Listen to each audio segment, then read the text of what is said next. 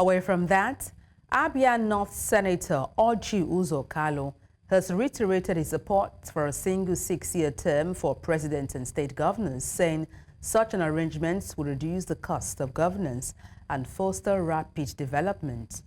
Kalu noted that the current system of 2 terms of 4 years each is expensive and often detracts elected officials from focusing on governance.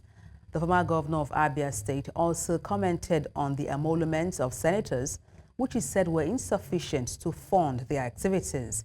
He also advised government to scale down unnecessary expenditures, including aid provided to other countries and regional institutions, noting the current allocation of 14 million naira monthly is excessive. And to unpack this, we're joined by political analyst Henry Olonimoyo. Good evening. Glad to have you join me on the news. Let me kick off straight up by asking what your thoughts are on the 6-year single-term proposal for president as well as governors by Senator Orji Kalu. Thank you. Good evening. Good evening, Nigerians. So we are at a stage in our democratic journey as a people where we are now making suggestions on maybe other things that we can try. And then I think this is not the first time this call is coming. I mean, if you remember, in the aftermath of the 2020 presidential election, Alhaji Atiku Abubakar called for a single-term presidency. Peter Obi also called for a single-term presidency too.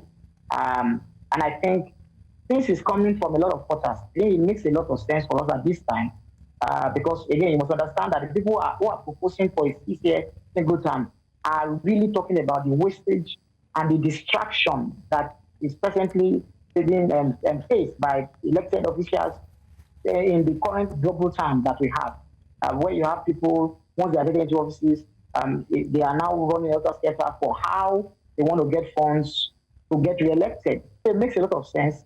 Then there can be a bit of, there can be more political stability, policy continuity when we have a 6-year single term.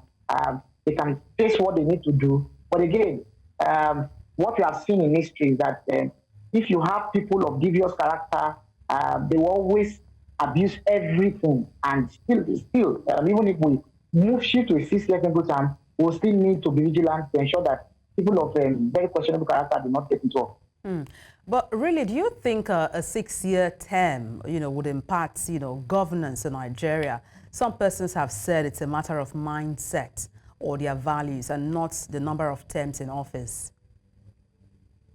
Yes, thank you. If you see what is happening today, initially one would have thought that the double term that we had was to serve as an encouragement. For instance, if you are a governor, you are elected, and you have served the people well, it's expected that they reward you with another term. It's expected that the option of another term should be a motivational factor for that governor to go and perform in the office. But again, what we are seeing now is that they get into office for some, for maybe the last 10 years, we have people do so well in their first term, and their second term is always underwhelming. But now it becomes so worse that somebody comes into his first term and is doing nothing much, telling everybody that the project he has started, if they are aligned to be elected, he will complete it. And he holds people by that promise, and then that's what happens. But with a single term, there's no promise of any second term. Just get there, carry on with your work for the 6 years, get on with it, and let us see your scorecard. You can't give an excuse that you don't have enough time. 6 years, I think, it makes a lot of sense. Then the perennial organizing of elections, the amount of money that are spent with campaigns, with organizing the remaining elections itself, I think that amount of money also will be saved in the long run if we look at this single term option. Okay, when you say, you're opting or you're, supporting the single term option, do you think it has any impact, whatsoever on the executive or legislative relationship when it comes to governance? Yes. Thank you. So when you have a situation of a 6-year single term, and that means for me, I think that the legislature should be left alone. For this proposition, I'm still comfortable with it applying to the executive hand. But when it comes to the legislature, we might still need to allow the legislature to be operating as it should.